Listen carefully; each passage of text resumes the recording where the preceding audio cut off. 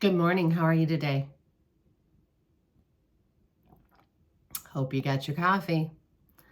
It's that time again for our Bible study on Wednesday. Got my Bible. Happy New Year to you. 2024. Can you believe that? Time is really going fast. And I usually say I'm rapidly aging, but we don't have to say that because I still feel young in my mind. I hope you do too. Even though my body has some aches and pains, right? I ordered a lot of new books in the last few weeks. So I have some awesome new books that I'm going to hopefully start teaching from. I started reading them, I think it was the end of last week, first of this week when we got back from our trip. But today, actually this morning, I woke up about 1:30 in the morning because my legs were hurting me. Not sure if you have any aches and pains in your body, but I woke up, took some Advil, thought, you know what, I'm going to go lay back down and see if I start feeling better. And so I got some sleep off and on last night. I really didn't know what I was going to teach this morning. I had reached for a couple of the books that I've just started reading, and I will give you those names next week, or figure out which book that I'm going to teach from because I have some really good books to teach from. And struggling with lots of stuff today, many work problems, many family problems, and then now my legs are hurting me. As we age, our bodies, they age, and so they don't feel like the same as they did when you were 20, right? So I was studying my kids' church lesson today, and it was exactly what God had for me today. It's going to be a Nehemiah. So if you go in your Bibles to the Old Testament, Nehemiah, it's Nehemiah 1 and 2.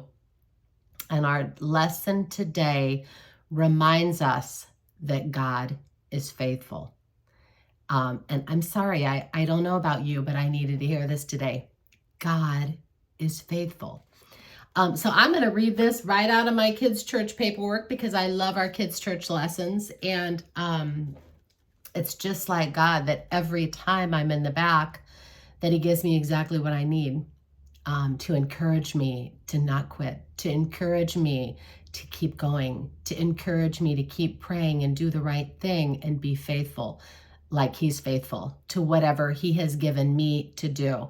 And I want you to do the same thing for what he's called you to, because for sure our lives don't look the same. And still, God doesn't make mistakes. Men and women make mistakes. Oh, yes, they do. But God, he doesn't make mistakes. Not our Jesus.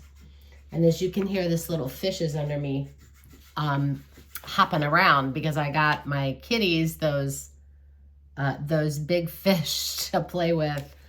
And little Jed does love those little chickens that chirp all the time, although their sound is gone. He still takes them and whips them all around the room, and usually they're in the closet in this room because then he can't get them. But if you have your Bibles today with me, let's go to Nehemiah 1 and 2, and let's read through this. And I'm going to ask you some questions, just like we would ask the kids, and let's get into this study. It says, today we're going to learn that God is faithful. Sometimes that's easy to believe when everything is going well. We can trust God, no problem. But sometimes we're going through difficult times. It's harder to believe that God is faithful. And I think you and I for sure understand that going through difficult times. It asks here, think about a hard time you're going through or you went through recently. Maybe your parents are getting divorced or someone you love is sick. Maybe you're struggling in school or you feel like you have no friends. Maybe a bully is picking on you or you had to move far away, or maybe it's something else. It says, get that into your head. And as you get older, sometimes we can have the same problems or we can have those problems in our family. And it says, when you first found out about your problem, how did you react?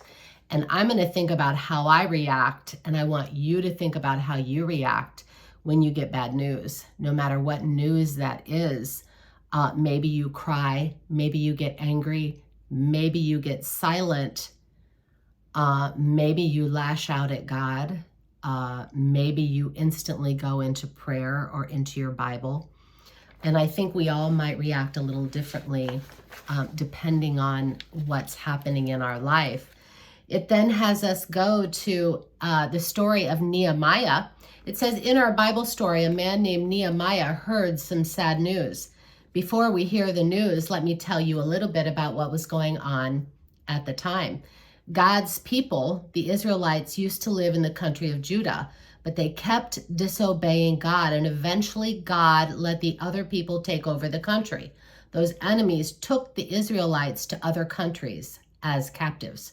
Many, many years later, God let some of his people return to Jerusalem, the main city in Judah, where when the Israelites first lived there, a big wall surrounded Jerusalem. Our story is about Nehemiah. Nehemiah was one of the Israelites who lived in another country. He worked as a cupbearer to the king, tasting his drinks to make sure they weren't poisoned. That meant the king trusted him with his life. Nehemiah felt sad that his people had lost their country, and that's where we're going to pick up today. So let's read Nehemiah 1, verses 2 and 3. It says, that Hanani, one of my brethren, came, he and certain men of Judah, and I asked them concerning the Jews that had escaped, which were left of the captivity, and concerning Jerusalem. And they said unto me, that remnant that are left of the captivity there in the province are in great affliction and reproach. The wall of Jerusalem also is broken down, and the gates thereof are burned with fire. And then the question to everyone is, tell about a time that something you loved was destroyed. And I think we can all answer that question. I'll answer that question for myself, and you, sister, answer that question for you. Earlier, we talked about how we react when we heard about our problems. Let's see how Nehemiah acted and what was his first reaction. In Nehemiah 1:4, it says, and it came to pass when I heard these words that I sat down and wept and mourned certain days and fasted and prayed before the God of heaven. And then it asked, how was your reaction? Was it like Nehemiah? I know a lot of times when I get bad news or I'm struggling with things with my family or my job, sometimes I get very down and I get silent before God. And other times I will cry out to him, and I will ask him why. And I will study the Bible to see if God has something for me there to give me the answers or to give me the hope that I need for that day. And today, sister, God gave me this story. So God is listening to our prayers. It says, Nehemiah prayed because he remembered that God is faithful. Faithful means you stick with someone and keep your promises. As I read Nehemiah's prayer, it says, listen for ways Nehemiah talked about God keeping promises and sticking with his people. Let's read Nehemiah 1, 8 and 9. It says, remember, I beseech thee, the word that thou commandedst thy servant Moses, saying, if ye transgress, I will scatter you abroad among the nations. But if ye turn unto me and keep my commandments and do them, though there were of you cast out unto the uttermost part of the heaven, yet will I gather them from thence and bring them unto the place that I have chosen to set my name there. So it says, what did you notice in these verses that show that God is faithful? It says, let's read more of Nehemiah's prayer. Let's read 10 and 11. It says, now these are thy servants and thy people whom thou hast redeemed by thy great power and by thy strong hand. O Lord, I beseech thee, let thine ear be attentive to the prayer of thy servant and to the prayer of thy servants who desire to fear thy name and prosper, I pray thee, thy servant this day, and grant him mercy in the sight of this man, for I was the king's cupbearer. It says, do you think Nehemiah trusted God to hear his prayer? Why or why not? I think Nehemiah trusted God to hear his prayer.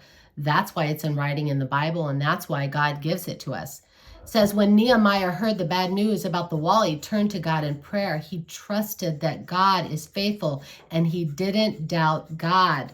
And listen, ladies, that gives me hope. That even sometimes when I become silent with God, when I need him and he knows that I'm going to need him again, and I call out to him, he's there. He's always there. He's faithful. He hears my prayers and he holds on to me and he tells me, it's okay, Julie, I'm here. I'm right here. It says, when we turn to God in prayer and trust that he is faithful, he helps us be strong and have a strong faith. And sometimes that's what I need. That could possibly be what you need today.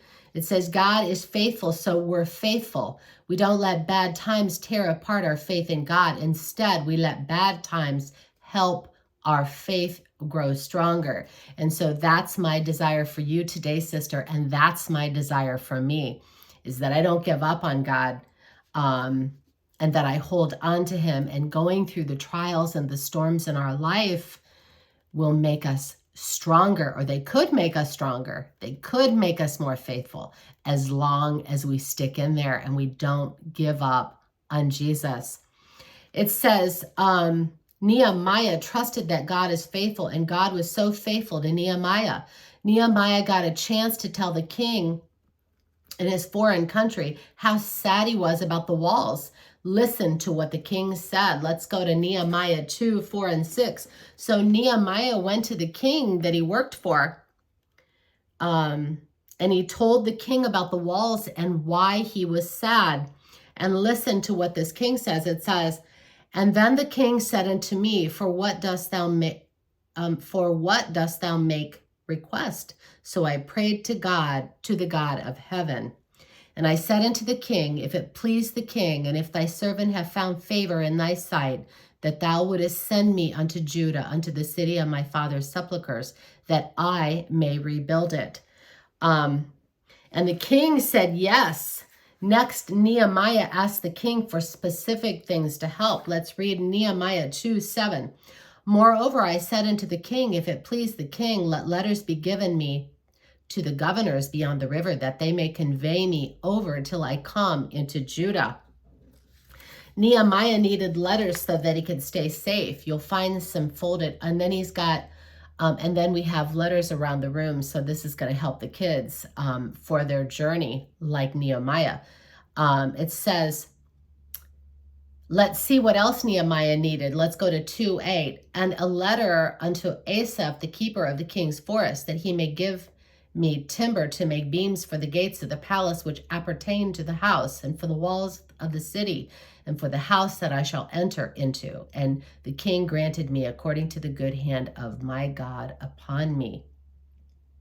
Not only that, but the king sent an army with Nehemiah. Let's go to 9. Then I came to the governors beyond the river and gave them the king's letters. Now the king had sent captains of the army and horsemen with him. Wow. It says, it tells the kids, and we got to gather up our army. God was faithful to Nehemiah, and God is faithful to us too. There's one more supply we need to help us remember that God is faithful. And then it asks us what verse means the most to you in the light of problems you thought before. And in this lesson, it talks about another verse in this Bible study for the teachers and for the children. And it's found in Isaiah 43:19. And I absolutely love this. And I'm going to hold on to this today. And I want you to hold on to this today too. It says, behold, I will do a new thing now. It shall spring forth. Shall ye not know it? I will even make a way in the wilderness and rivers in the desert. So God here is telling us, don't you give up. Don't you give up today, sister, no matter what news you're getting, no matter what text messages you're getting, no matter what emails you're getting, no matter what storms are going all around you. We can't give up today because God is here with us and he does hear us. It says with all his supplies, Nehemiah went to check out the wall and see how bad the damage was. And let's go to Nehemiah 2:13-15. It says, and I went out by night by the gate of the valley, even before the dragon well, and to the dung port, and viewed the walls of Jerusalem, which were broken down, and the gates thereof were consumed with fire. And in 14 it says, then I went on to the gate of the fountain into the king's pool, but there was no place for the beast that was under me to pass. Then I went up in the night by the brook and viewed the wall and turned back and entered the gate of the valley and so returned. It says, here's what Nehemiah found out. We just read that. Listen, it says, God is faithful, so we are going to be faithful. Nehemiah faithfully obeyed God's calling to rebuild the wall, and God faithfully helped Nehemiah. In fact, Nehemiah and a team of people rebuilt the wall in just 52 days. That's less than 2 months. And it says, think about this for a minute. God showed his faithfulness by making a way for Nehemiah to fix the wall. Nehemiah obeyed faithfully. Think about this question. What's a way God is calling you to be faithful to him? And then everyone is supposed to share. So I want you to think about that. I'm going to think about that. God is faithful, so we're faithful. Nehemiah never could have rebuilt the wall without God's faithful help. But because God is faithful, Nehemiah overcame all the obstacles and rebuilt the wall. When you're faithful to God, to what God says, he'll be faithful to help you get it done. You never have to obey just by trying really hard on your own. God is faithful and he'll be there to help you. And you know, sometimes I get up in the morning and I say, you know what, God, I've been so busy and I have studied so many things and I just don't have anything for today's lesson. And then he gives me the lesson, just like he did today. So today, sister, grab your coffee. I'm probably going to have a couple of mugs because getting back to work, whoo, I was really tired, but God is faithful and he's going to help us do exactly what we need to do this day. Stay faithful to God in your journey for him. And let's not quit. Let's keep going and keep our eyes on Jesus this day and watch for wonders that only God could do. All right. I love you.